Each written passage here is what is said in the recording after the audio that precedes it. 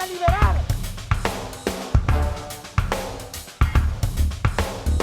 ¡Déjate un tiro solo, perro!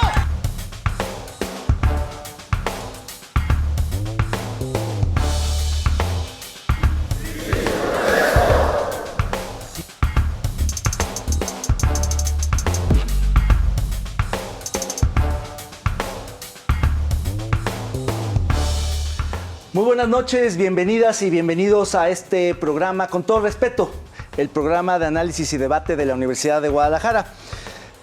Varios compañeros están ausentes, hoy estamos aquí los suplentes del programa. Diego, bienvenido, ¿cómo estás? Puro suplente, hoy David, muy buenas noches a todas, a todos, pero sí hay una titular. Erika, ¿cómo estás? Ay, mire, favor que me hacen. Bien, muy bien, muchas gracias, bienvenidas, bienvenidos. Esperamos que el programa de hoy lo disfrute y que nuestros compañeros también, hasta donde estén. Y hablando de titulares y suplentes, a Ibabel ya la vendimos a otro equipo, ¿va? No.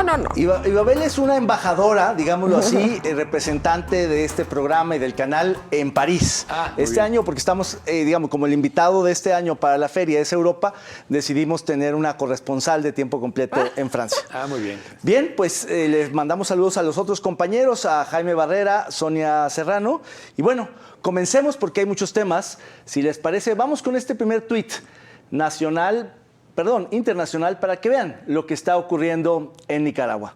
Adelante. Dice el tuit de Claudia Méndez: la deportación y traslado forzoso es delito de lesa humanidad. Los 222 presos políticos de Nicaragua fueron forzados a firmar su renuncia a su nacionalidad y a dejar su patrimonio en aquel país. Tremendísima la situación de Nicaragua, donde el dictador Ortega, pues antes de las elecciones últimas, donde se reeligió por quinta vez consecutiva, encarceló prácticamente a todos los opositores y adversarios políticos, incluidos aquellos que habían dicho que tendrían intereses en participar en la contienda sin necesariamente ser candidatos. Los encarceló a todos. Esta vez, por presiones internacionales, lograron sacar a 222, pero quedan muchos más, de 500 presos políticos en Nicaragua, y seguramente van a quedarse ahí por un buen tiempo más. Diego, ¿tú cómo ves la situación? Es terrible lo que ha pasado en Nicaragua en el periodo, en esta segunda gran dictadura después de Somoza, que es prácticamente, digamos, otra segunda etapa de dictadura, después de una revolución que encabezó el propio Ortega en 79, y se transforma en este monstruo en términos dictatoriales, ¿no?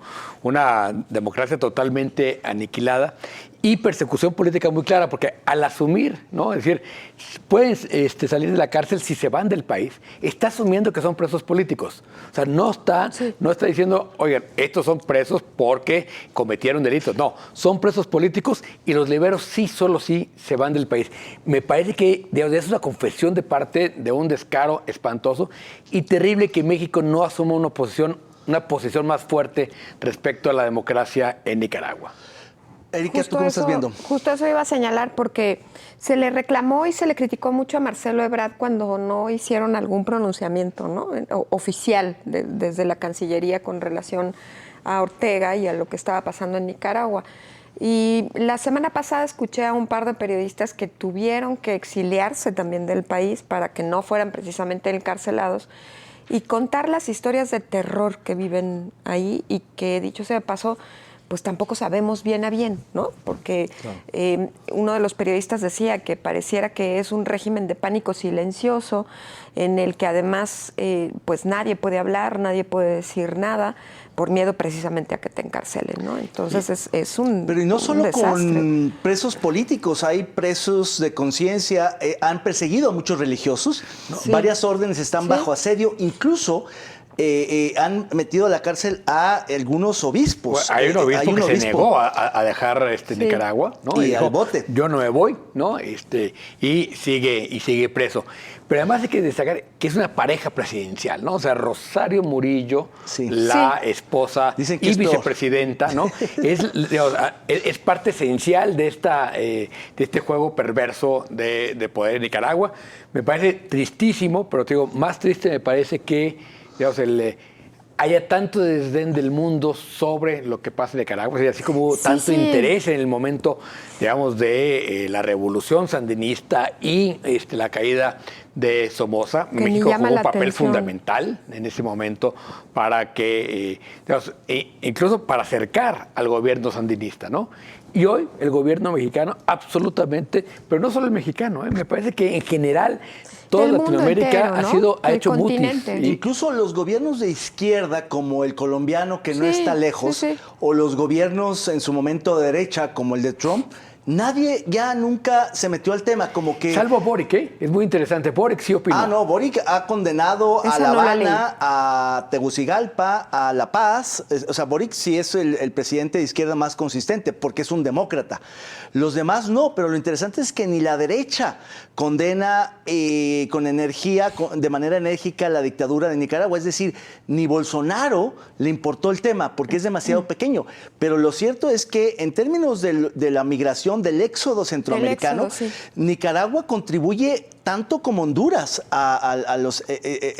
digo, bueno, Honduras un poco Sí, más. los de Nicaragua Pero también hay más bien muchos se van a Costa nicaragüenses, Rica. ¿no? La crisis en los nicaragüenses es en la frontera con Costa Rica. Pero la migración a Estados Unidos también son... Digo, hay muchísimos nicaragüenses Sí, en el también país, ¿no? aquí a México, ¿no? Por lo menos van 2 semestres en los que hemos tenido muchos alumnos nicaragüenses y venezolanos, ¿no? En la universidad, que llegan en el exilio, literal también, y con miedo, ¿no?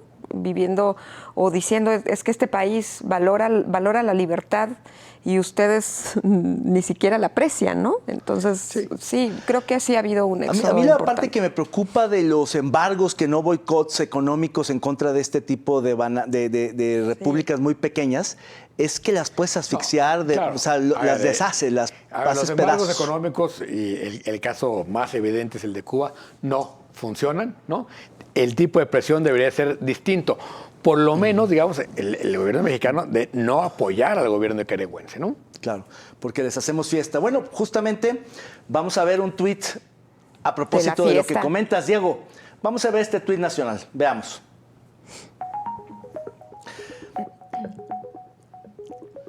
Es nada menos que del presidente Andrés Manuel López Obrador, y dice: pueden decir lo que quieran los conservadores de México y el mundo, pero nunca van a poder contrarrestar la enseñanza, el ejemplo de solidaridad y fraternidad que ha dejado a Cuba su movimiento revolucionario y sus dirigentes.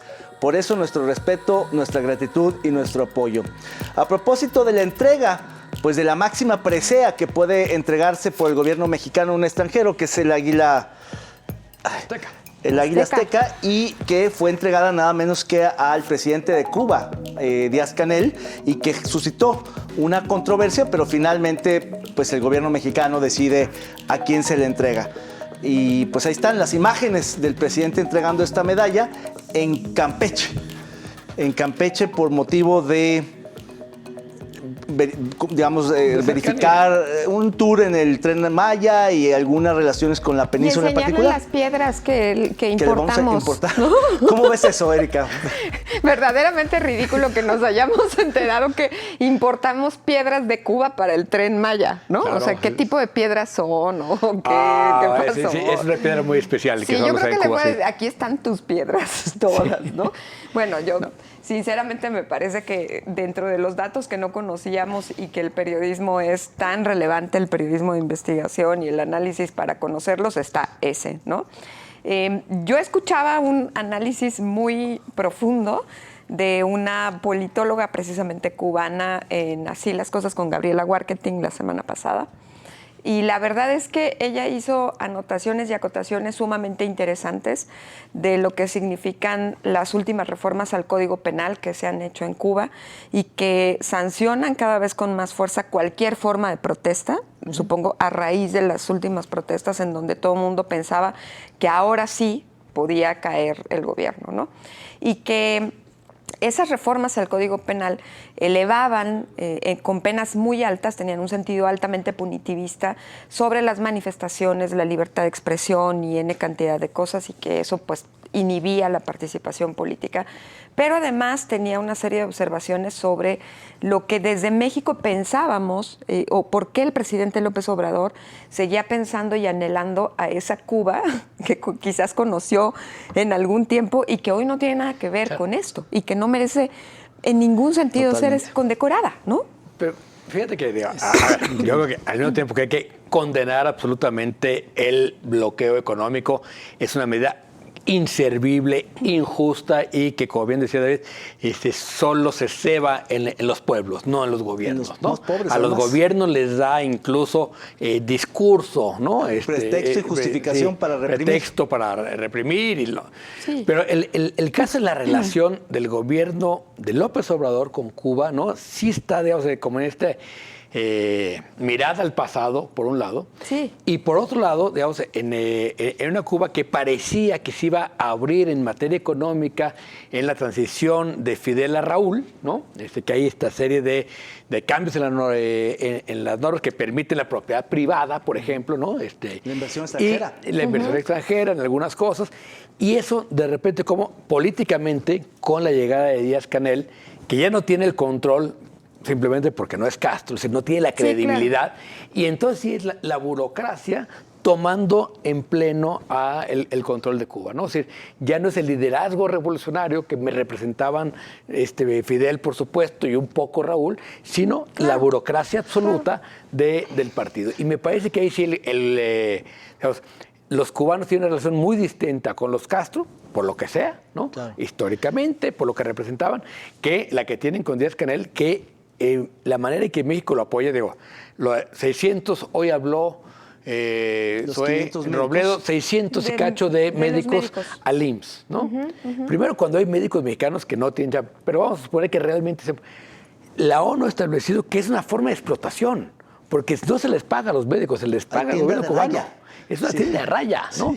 Y eso me parece que México apoyando eso sí es, digamos, claro, no son contratos terrible. Individualizados con los médicos, no, es un contrato con el gobierno. Con La Habana. De La Habana y que les paga así. Pero a mí me gustaría reflexionar sobre la crítica que ha hecho el propio gobierno a quienes han criticado este reconocimiento. A los conservadores. A los del desplegado, exacto. Y me parece que efectivamente el presidente Peña se equivocó igualmente cuando le entregó la Orden del Águila Azteca al yerno de Trump. Que lo criticamos muchísimo. Pero fíjense, yo creo que este tipo de premios y algunas decisiones políticas deberían de tener algún tipo de consejo de instancia de deliberación para que no te enteres de sopetón cuando ya tomaron la decisión, cuando ya es un hecho, cuando incluso lo manejaron de manera bastante sigilosa porque no fue tan abierto como en otras ocasiones, sino que de pronto cuando anuncian el premio ya estaba la cita, la reunión preparada, ya no había mucho que hacer.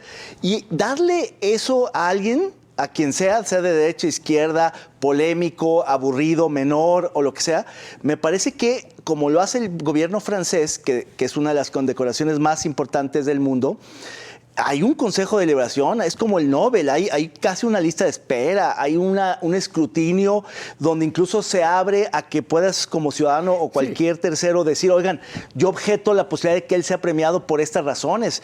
No así, es vergonzoso que se entregue casi a escondidas el premio más importante que puede otorgar la República Mexicana. La pregunta es, ¿qué gana el presidente con este nuevo acercamiento a Cuba, ¿no? ¿A qué está jugando? Y eso me preocupa más lo que hay de fondo que el hecho que le entreguen a Díaz-Canel. Hoy un analista preguntaba eso mismo con marketing y decía, en mi opinión, no gana absolutamente nada. No por donde le veas. Es decir, piedras, pues, pero fuera de eso. Y vacunas. No. Que aparte se las compramos sin saber cuánto nos cuestan. No, pero, en fin, vamos a tener que ir a corte. Buenísimo este tema, muy polémico, va a dar mucho de qué hablar. Volvemos, seguimos Con Todo Respeto.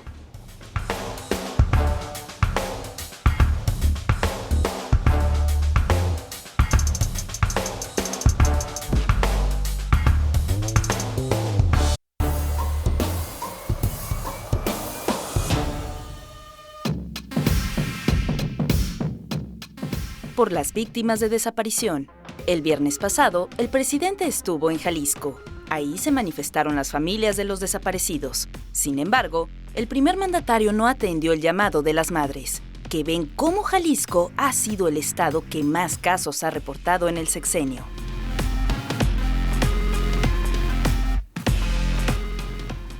El tema de las desapariciones en Jalisco sigue siendo quizás lo más triste, lo más desagradable que ha pasado en este sexenio. Y no hay, ni por parte del gobierno del Estado, ni por parte del gobierno federal, una atención a lo que está pasando. El presidente desdeñó, dijo, bueno, ahí está el subsecretario Encinas para atender el caso. Él está atendiendo el caso, pero por atender el caso entienden simplemente hacer el papeleo. ¿Cuáles son las causas de la desaparición? ¿Por qué está sucediendo este fenómeno? ¿Y cómo lo podemos evitar? Eso es lo que está de fondo y que nadie quiere discutir, David.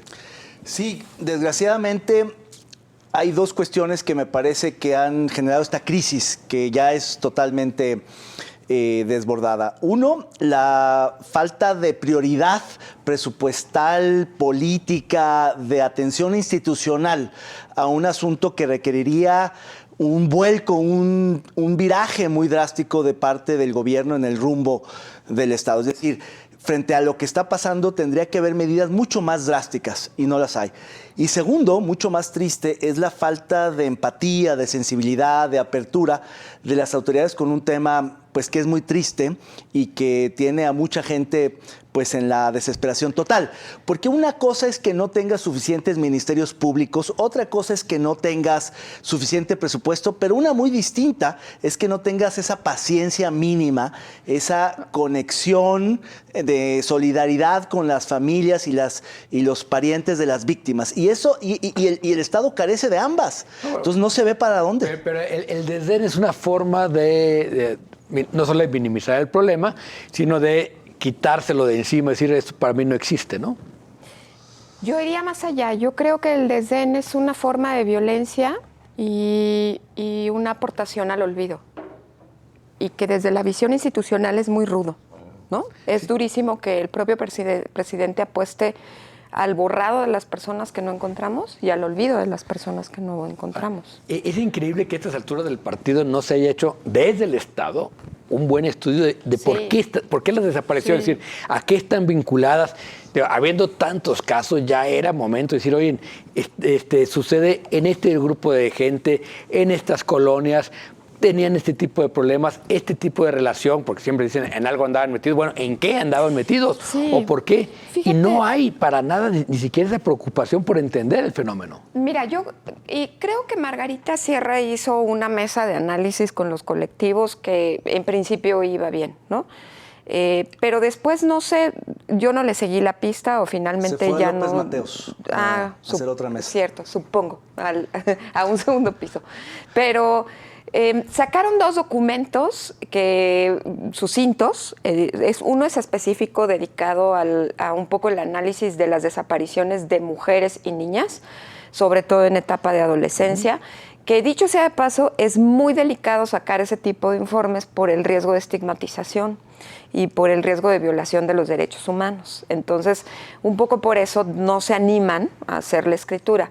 El documento me parece que es un documento, insisto, muy sucinto, pero cae en lo mismo, ¿no? Otra vez en decir, en lugar de ser un documento de análisis y un documento que desate elementos preventivos, es simple y sencillamente decir, esto está pasando, pero no nos dicen exactamente dónde ni nada por el estilo.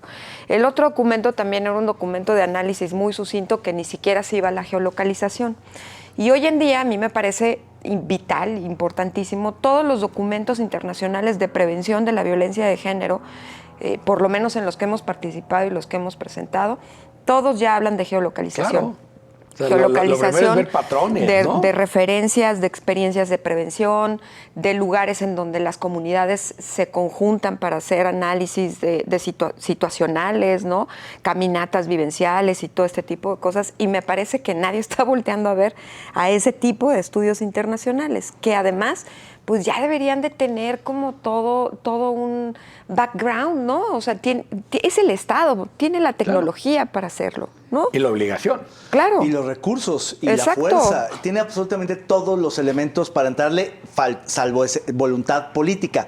Otra cuestión que me impresiona es que cada vez hay más casos cercanos a muchos conocidos donde el fenómeno se empieza a acercar.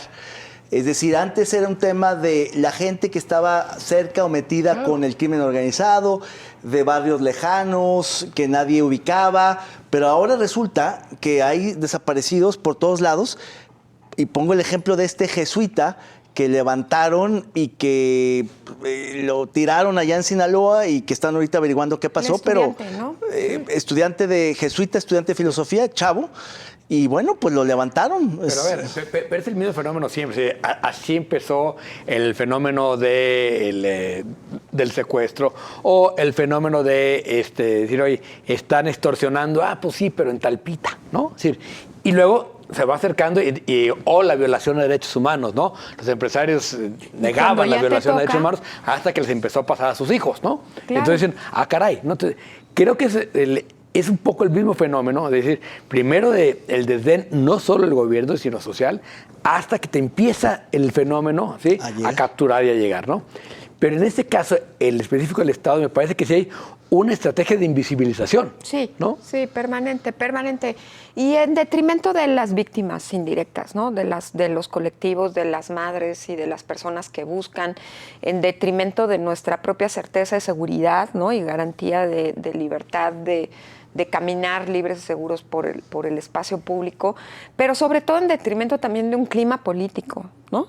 Y ahora en este momento lo que sucede es que el clima político preelectoral que está aquí desde hace muchísimo tiempo, pues tendrá que tocar sí o sí estos temas y no veo a nadie que esté pensando, ¿no? En una estrategia integral, en una propuesta, en cómo entrarle al asunto, ¿no? Porque entonces también, pero las colectivas, los colectivos, las personas buscadoras ya están curados de espanto, ¿no? Y no se van a querer sentar con cualquiera a dialogar sobre este tipo de circunstancias. A mí, ¿sabes qué me preocupa mucho? Que cuando un gobernante ya tiene tiempo negándolo, invisibilizándolo, no dándole la prioridad, digamos ya incluso con una mala relación con todos esos colectivos y familiares y parientes de las víctimas, que ya es difícil para su ego y para su propia posición política cambiar el curso. Entonces, desgraciadamente esto va a cambiar hasta que no se vaya la actual administración y pueda llegar un nuevo gobernante y decir, y ahí a ver... es en detrimento, perdón David que te interrumpa, pero en detrimento de alguien tan valioso, tan comprometido y tan conocedor del tema como Carla Quintana, que es la comisionada nacional de búsqueda, porque Carla ella Quintana sabe. se jugó ahí. El mismo ¿No? Encinas, ¿no? Que Claro. tenía una buena imagen, ¿no? Pero finalmente lo ves como un burócrata atrapado. Sí. ¿no? No un burócrata, como un activista en una... Pero a ver, fue jefe de gobierno de la Ciudad de México, es un político de mucho empaque, ¿no? Pero no un burócrata. Y de repente acabó convertido en un burócrata. Es decir, porque lo que ves que hace Encinas es simplemente decir... Como administrar la crisis, pues, ¿no? Hacer el conteo y venir y decir, pues sí, qué barbaridad, pero no ha habido un cambio en la política desde que está Encinas ahí. ¿Y no será que no saben para dónde cambiar? Es decir, a veces me pregunto si tienen idea de, no digamos hacia dónde ir, sino idea de la magnitud y las causas y las raíces del fenómeno. No, a ver, pero yo creo que no saben, que están sí. perdidos. 4 años y medio llevan las dos administraciones. Yo creo que sí saben, ¿Sí? pero están rebasados. Sí, ya es momento que dijeran, oye, a ver, otra vez, simplemente dónde se dan y por qué. Es decir, qué rangos de edades, en qué estaban los chavos, qué tenían de características comunes las mujeres y los hombres desaparecidos, ¿no? En qué situación estaba cuando desaparecieron, si había deudas, si es un tema de drogas, es un tema de control territorial, es un tema de tráfico de personas, ¿de qué estamos hablando? Y yo creo que a estas alturas ya podríamos más o menos saber de qué tamaño ¿Y contra quién es este fenómeno? Yo escuchaba una hipótesis un poco perversa de que justamente como se trata de un quinto de punto porcentual, o sea, el problema se sitúa o lo podés medir en una quinta parte de un punto porcentual. 16,000 desaparecidos de 8 millones.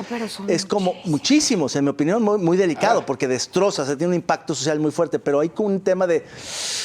Los podemos minimizarlos, podemos contenerlos, vamos a pensar en los grandes números. Es que también creo que no hemos hablado lo suficiente de por qué a mí como ciudadano común me debe de interpelar algo así. Es que hay delitos, ¿sabes?, de alto impacto social, como es el secuestro. El secuestro nunca fue claro, menos de una décima de punto mucho porcentual, más chico, ¿no? Y sin embargo es de un impacto social enorme. Me parece que las desapariciones es algo muy parecido. ¿Sí? Claro. A lo mejor el de las desapariciones es masivo, son 16,000. Sí. En el peor año de secuestros eran 30. 30. Entonces yo y no además veo, regresaban, no vivos. No puedo minimizar. Regresaban vivos. Vamos al resbalón porque esta semana ya se presentó el gran humanista de Morena mostrando músculo. Nervios. Vamos a verlo.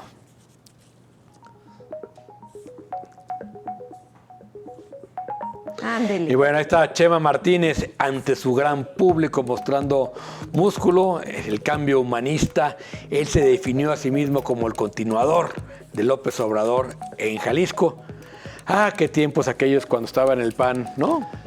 Claro, por eso creo que es una mezcla del humanismo político de Efraín González Luna con el humanismo mexicano de López Obrador. Entonces le vino muy bien la mezcla. ¿Cuál humanismo mexicano de López Obrador? Así le ha llamado, ¿no? Bueno, el que a él le llama, pero la realidad no es como el existe. liberalismo zapatista de Salinas, cabrón. No, hombre. Lo que sí, dio muestra de su gran oportunismo, Chema, ¿eh? Bueno, sí, es que eso no hay duda. Chema se le da. Chema prácticamente tiene en la bolsa la candidatura de Morena al gobierno del Estado de Jalisco. Sí, claro, yo lo veo muy avanzado. Bueno, con esa gran sentencia de David nos vamos a un corte, regresamos. No le cambie.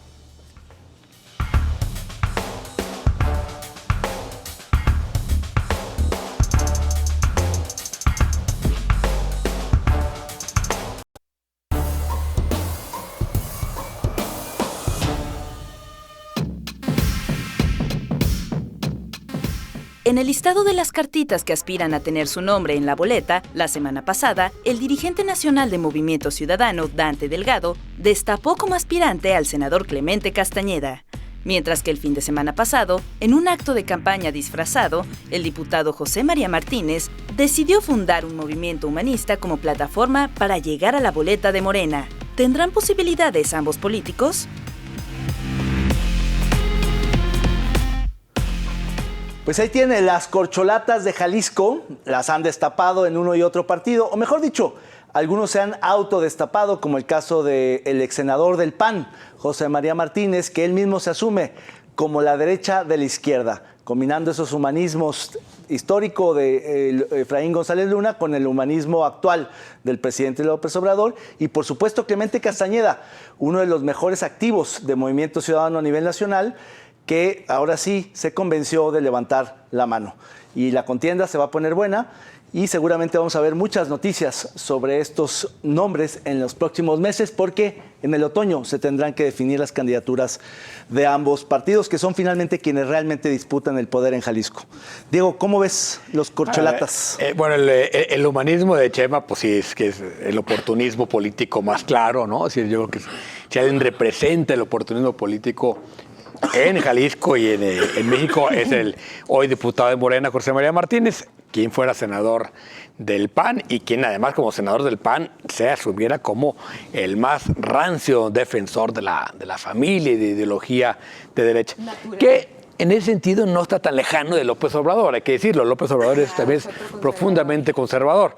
Ahora, el caso de Clemente me parece que es muy interesante que se meta al juego. Le va a dar fichas al gobernador para poder tener una más amplia asociación. Al polarizarse solo entre Alberto Esquer y Pablo Lemus, pues Pablo Lemus iba demasiado solo, ¿no? Y al entrar Clemente, pues por lo menos, digamos que abre la cancha, ¿no? La cosa es que si en 3 meses Clemente no crece como precandidato, ahí sí Pablo Lemus va a estar claramente solo rumbo a la candidatura y le va a complicar las cosas al gobernador. Sí, yo coincido con esa lectura. Digo, al margen de reconocer que el perfil de Clemente Castañeda es un buen perfil, ¿no? Creo que hace política de una manera distinta, todo mundo se lo reconoce, todo el mundo le reconoce capacidad de diálogo y demás. No creo que creo que hay pocas personas con el conocimiento legislativo que él tiene, por los ámbitos en los que he estado. Dudo mucho que conozca o que sepa del manejo del Estado, ¿no? Y de las instituciones y el diseño de política pública y todo este tipo de cosas, pero bueno, tampoco es algo que no quiera aprender o que no puedan acompañar, ¿no? No sea el primer gobernador que no sepa. Exacto. Nadie llegó sabiendo. Yo quería decirlo de una Algunos manera... salieron sin saber nunca. Yo quería decirlo de una manera más educada, perdón, pero bueno, es parte de eso. Claro. Yo, a ver, honestamente me resisto, particularmente yo, al lenguaje a la palabra corcholata. La verdad, yo nunca les voy a decir así.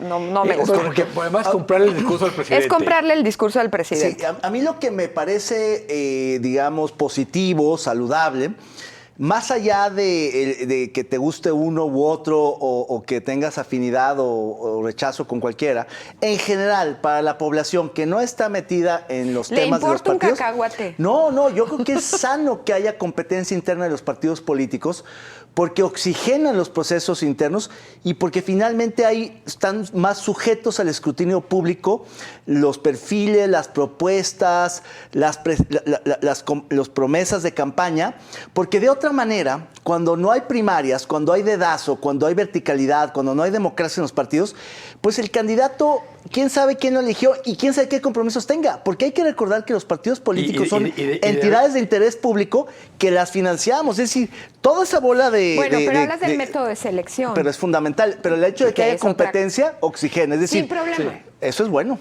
Pero sin problema, pero fíjate, hemos transcurrido las últimas 2 semanas viendo cómo se pelean y se contentan los de la clase política nacional, ¿no?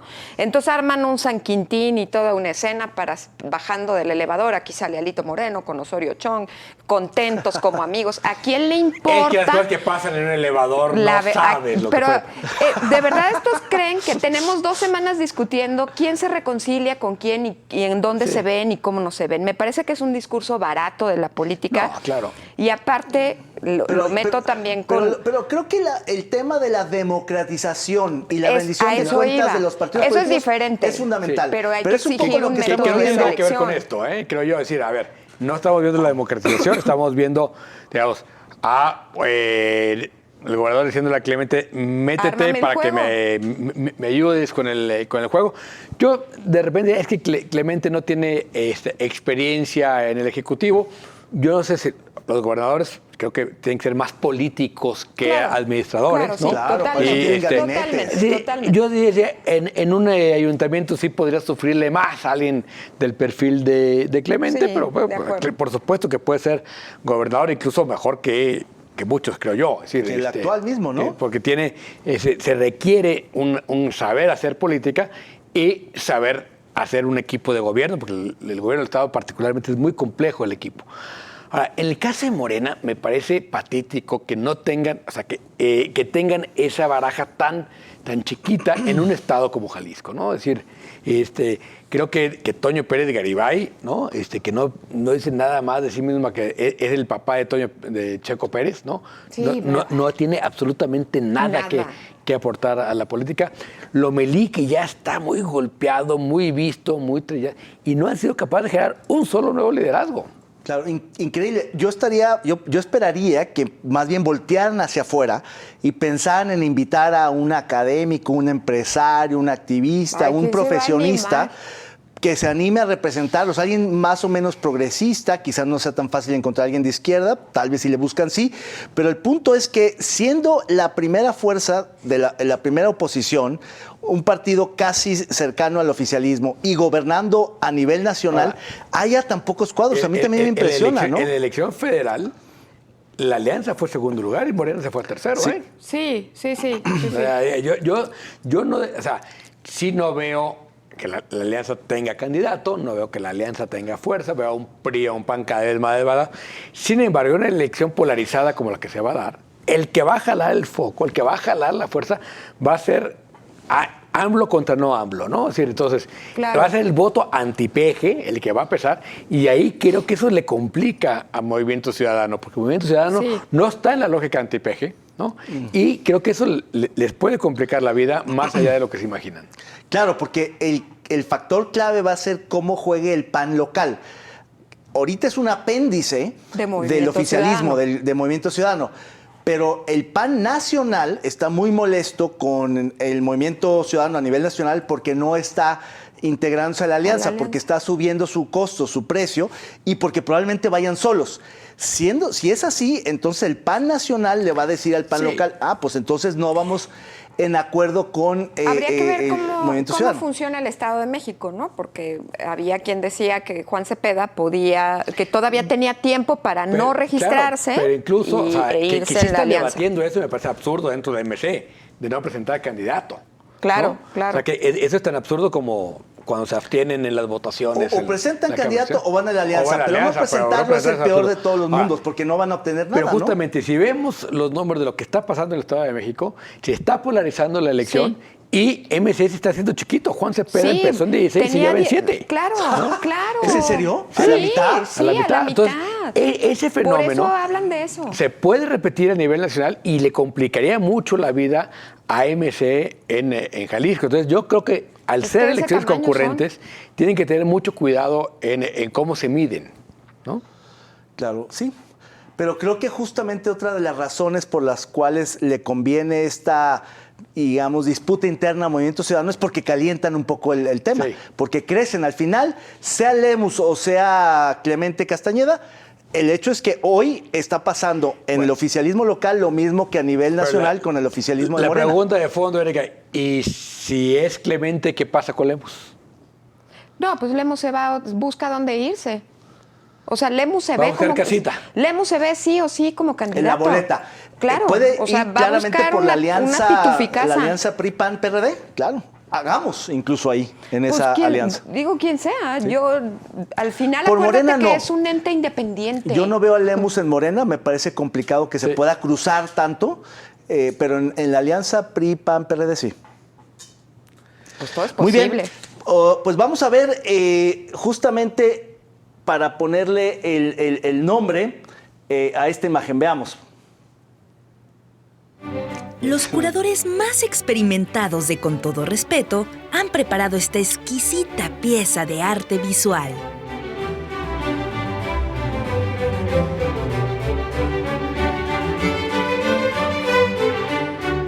Usted, póngale el nombre. Han salido muy buenas fotos de este juguete nuevo de la ciudad, del carrusel de Pablo Lemus. ¿Qué nombre le pondrían? Erika, Diego. ¿Se puede cantar? Sí. Claro. Ah, yo diría esa de con mi burrito sabanero voy camino. Ahí subidito en el... Yo diría, no te olvides que el caballo es prestado. Eso. Yo le pondría, no es ya un caballo de hacienda, pero sí un caballito de carrusel. Un potrillo. Caballito de carrusel, sí. Caballito Oye, de un carrusel. consejo para Lemus. A ver.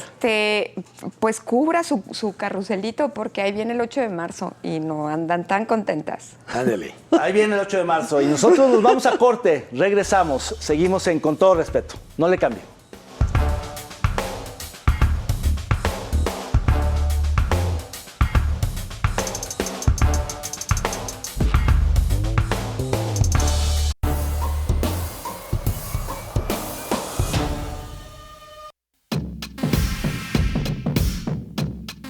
El exsecretario de Seguridad, Genaro García Luna, decidió no testificar en el juicio que lleva en la Corte de Brooklyn, en Nueva York, donde es acusado de 5 delitos vinculados al narcotráfico, por el supuesto apoyo que brindó como funcionario al cártel de Sinaloa.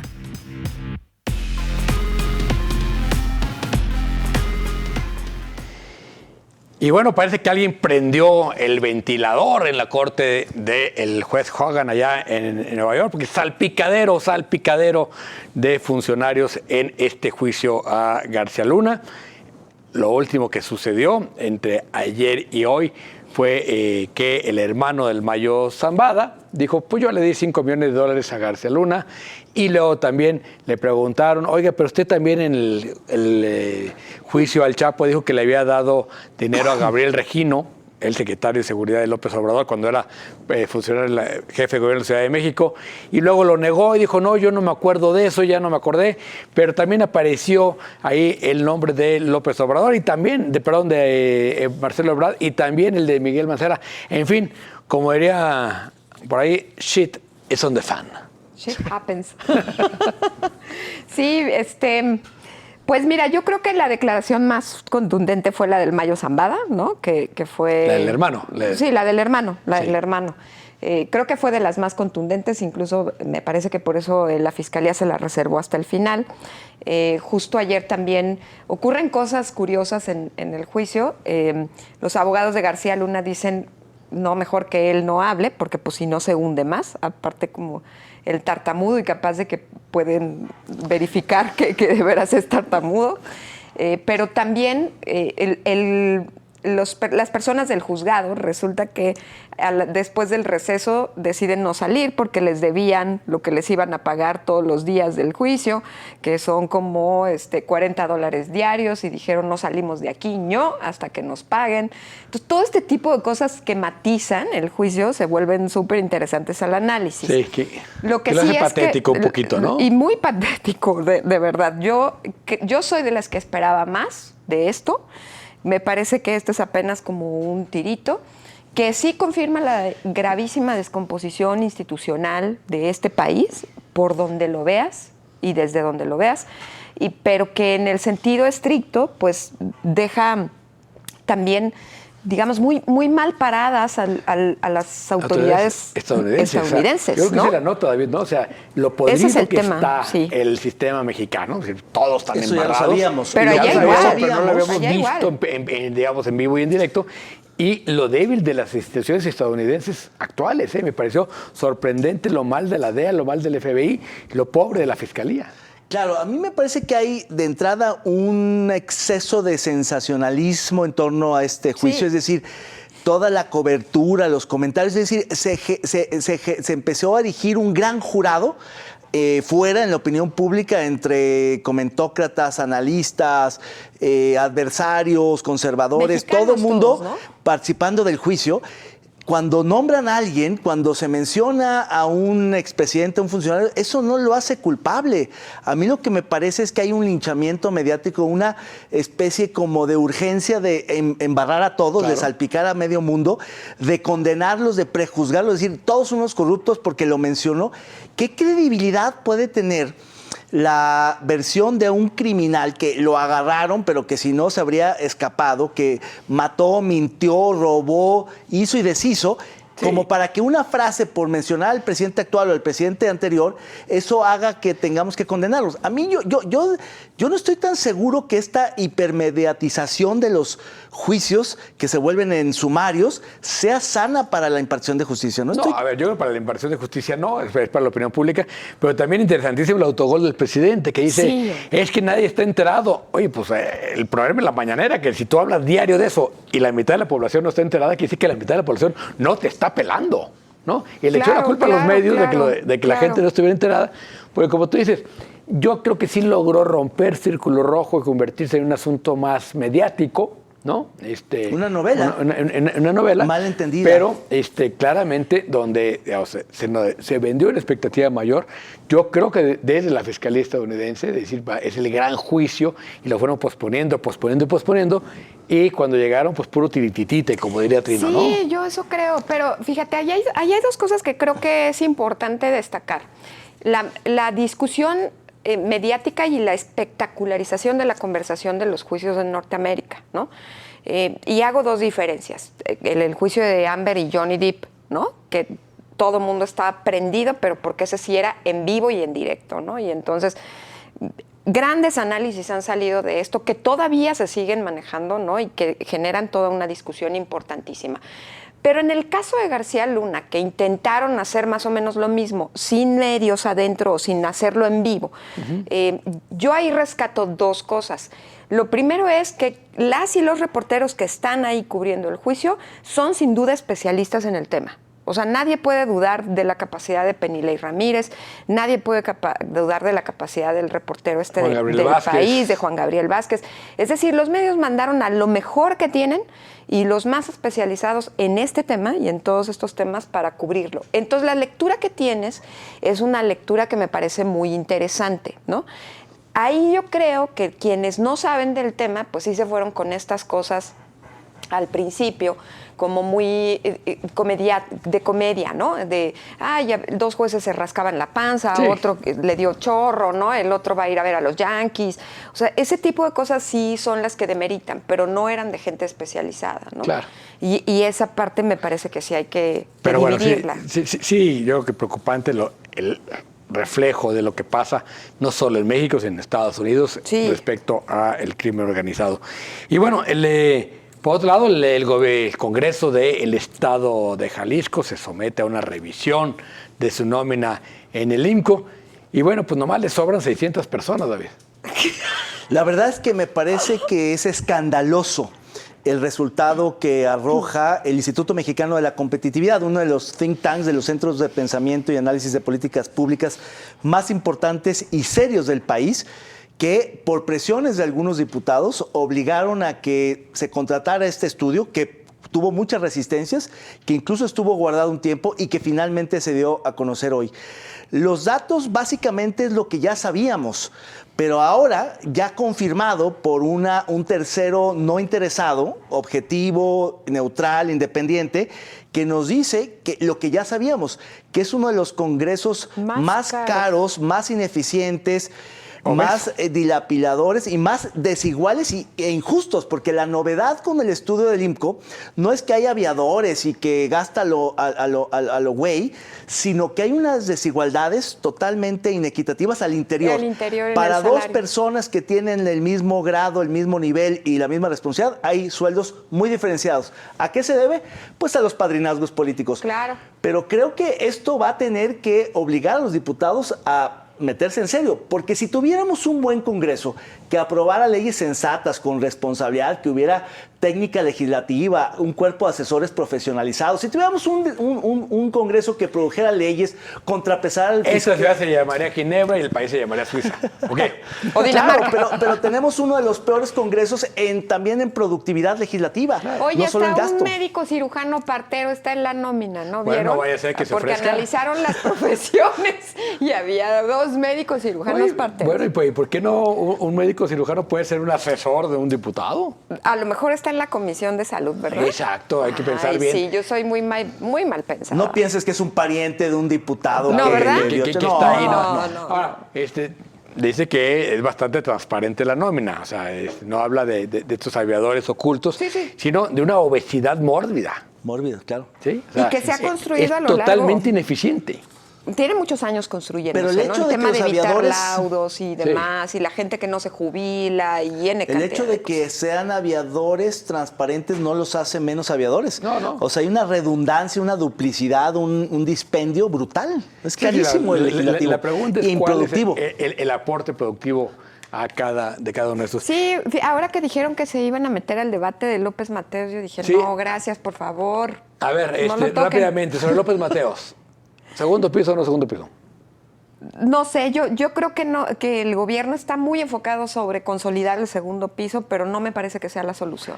¿Es una apuesta de Morena, el segundo piso, concesionarlo? Eso hacer es un más negocio obra? de algunos constructores en contubernio con algunos funcionarios que sí quieren el segundo piso, cuando saben, y la experiencia lo ha dicho, los técnicos, los activistas, los vecinos, absolutamente todo dice que no es la mejor solución, pero es un buen negocio. Pero Morena está promoviendo un segundo piso de paga. O sea, eso es lo más, digamos, Como el de la elitista Ciudad de del México, mundo. ¿no? Claro. Es que no, la primera Esa etapa es lo que hizo menos López de Obrador, esa no es la fue- política pública, la obra pública menos progresista y de izquierda que te imagines. Claro. Es lo más regresivo, Lo más regresivo. elitista y Pero ¿te excluyente. acuerdas que era lo que promovían para Avenida Inglaterra también, que fuera Sí, de lo paga? echamos para atrás. Express, la vía Sí, Express. con la vía Lo echamos Express. para atrás, digo, los ciudadanos. Sí, claro. Dijimos, a ver, eso no. Sí, claro, claro. Y en Ciudad de México, en la primera parte, la que hizo López Obrador, no es de paga. ¿no? Claro, pero la segunda que Pero hizo la Peña segunda- Nieto La y que hizo Ebrard Ebrard sí son de sí son de paga. paga, ¿no? Porque son la parte de las salidas. Claro. Pero me parece que independientemente de que esta sea suburbana, hay gente que cuyo trayecto de traslado es cotidiano es ese, y si le cobras, pues eso no A lo ver, han- ¿un segundo piso de las outlets al periférico? A mí me parece una mala solución. Un viaducto suprimido con vertientes de paga y libre podría ser, pero cuesta muchísimo Yo dinero. creo que hay muchísimas pequeñas soluciones, pero Yo eso nos creo deja que sí. dinero y eso es No es terrible. negocio, no es negocio. Pero bueno, vámonos porque es momento de revisar quién ganó el Gran Premio La Neta No.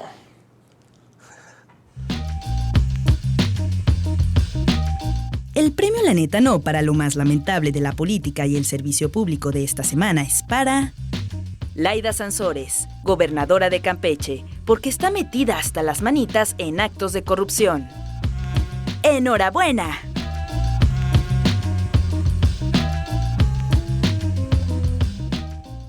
Muy competido esta semana porque estuvo 50% para Laida, 43.3 para Enrique Alfaro, 6.7 para Jesús Ramírez, el vocero del presidente. Pero sí, como Laida, no hay dos. No, ella arrebata todo. Personaje nacional. Máscara contra cabellera. Yo voy a nominar otra vez al gobernador Enrique Alfaro. A ver. Perdón, pero Perdón. tengo entendido que la semana pasada lo nominaron por sus declaraciones en torno al feminicidio y ya hoy se aventó otra perla en torno dijo? al ¿Qué dijo? feminicidio de Santa Tere. Según el diario de NTR, dijo, la mujer fue a recoger a su pareja y dentro del vehículo la mató. Y después se retiró en una motocicleta y llegó hasta el Centro Universitario de Ciencias de la Salud para suicidarse. Y esto, ¿qué tiene que ver con el gobierno? A ver, ¿qué tiene que ver con el gobierno? De que hubiera pasado en Jalisco. ¡Qué cosa! Ni que todos esos delitos concatenados fueran a llamar la atención de una policía, ¿no? Hechos aislados. de Hechos verdad aislados. es que Un ya. problema de descomposición social y psicología Bien. personal. Yo creo que sí merece mantener la candidatura. A ver si. Sí, y por las mismas causas, Y por ¿no? la misma razón, sí. Es consistente, Es digamos, por lo consistente, menos. sí. Yo sí quiero nominar a Tomás Figueroa, quien es el secretario general del Congreso y precisamente el responsable de la administración del Poder Legislativo de Jalisco, que le cayó chamba hoy, porque él decía en declaraciones que el Congreso estaba bien, que no sobraba gente, que estaban trabajando a gusto. Y bueno, creo que el IMCO, que tiene mucha credibilidad, Claro. ya lo contradijo, así que pues le cayó chamba. A ver A si... ver, si... una cosa es que falte gente, otra que sobre gente es que falte lana. Pues como veas el vaso. Claro, ¿no? falta dinero, tienes razón. ¿no? Yo voy a proponer al expresidente Felipe Calderón, porque después de lo que salió en el juicio en Nueva York, no puede nada más decir bienaventurados los perseguidos. Nos debe una explicación Totalmente. de qué fue lo que pasó en ese sexenio. ¿Cuál era su relación con García Luna? Si fue engañado. Ya se fue a Madrid. Si no, sí, Ya se exilió. Aunque se exilie, que la diga desde autoexilio. allá. Pero sí, yo creo que nos debe una explicación el presidente Felipe Calderón, independientemente de que sea culpable o inocente. Algo pasó ahí que me parece que sí compromete muchísimo. ¿Se fue por miedo a que lo enjuicien? ¿Por miedo a un...? Yo creo No, porque le va al Real Madrid, Y seguramente. porque sí. allá se canta mejor Sí. el mariachi. ¿No lo has Exactamente, visto sí. que sube videos cantando Peña el Nieto mariachi? le va al Sporting de Madrid, tiene Cínico. razón. Gracias, Pregunta- gracias por habernos Cínico. acompañado esta noche. Nos vemos la próxima semana, con todo respeto.